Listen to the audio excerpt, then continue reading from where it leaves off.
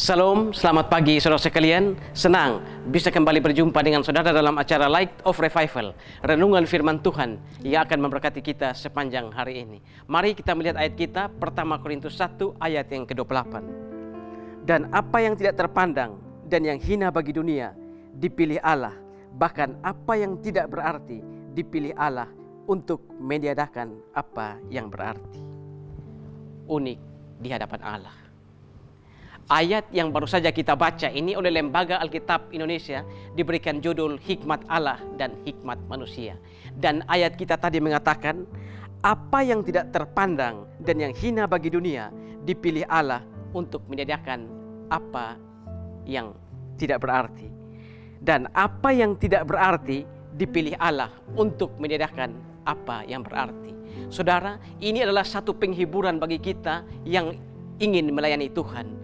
Jangan pernah merasa bahwa diri kita ini bodoh, diri kita ini tidak berarti untuk melayani Tuhan. Sebagai orang percaya, tiap orang percaya pasti diberikan talenta oleh Tuhan. Bisa 1 talenta, 2 talenta, 3 talenta, tapi untuk orang percaya minimal pasti memiliki 1 talenta.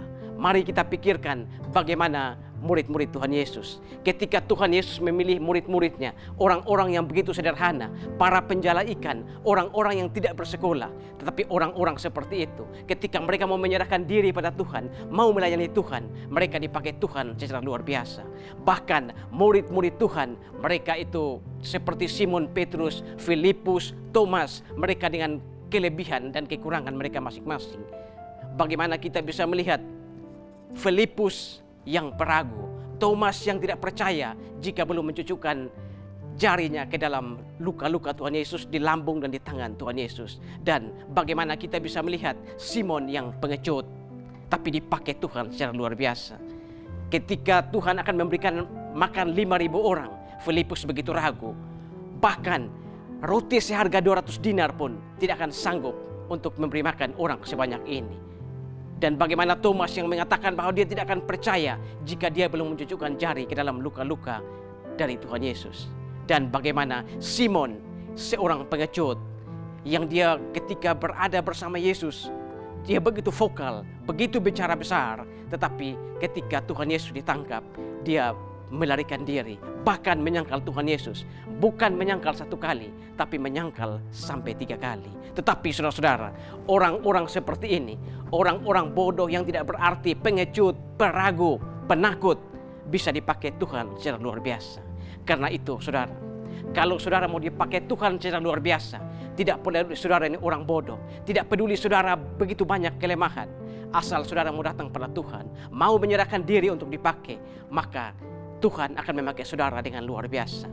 Menurut legenda gereja, Thomas akhirnya memberitakan Injil sampai ke India. Dan Petrus yang pengecut dan menyangkal Tuhan Yesus itu, Alkitab memberikan kesaksian bahwa sekali berkhotbah 3.000 orang bertobat. Karena itu saudara, kalau saudara yang mau melayani, layanilah Tuhan. Tapi terlebih dahulu, serahkanlah diri saudara pada Tuhan, biar Tuhan memakai saudara dengan luar biasa.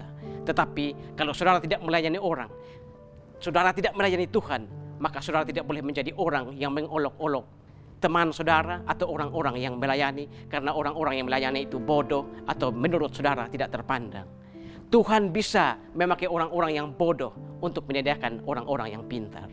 Karena itu saudara, layanilah Tuhan dengan apa yang ada pada saudara. Layanilah Tuhan dengan kelemahan-kelemahan saudara. Saudara percaya pada Tuhan bahwa di tangan Tuhan, Tuhan bisa memakai saudara dengan luar biasa.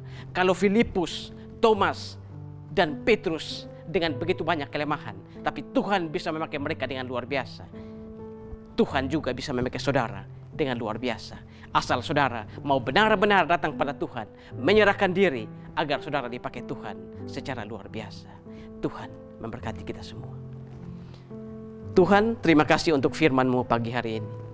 Kami belajar satu bagian dari firman. Bagaimana hikmat Allah dan hikmat manusia.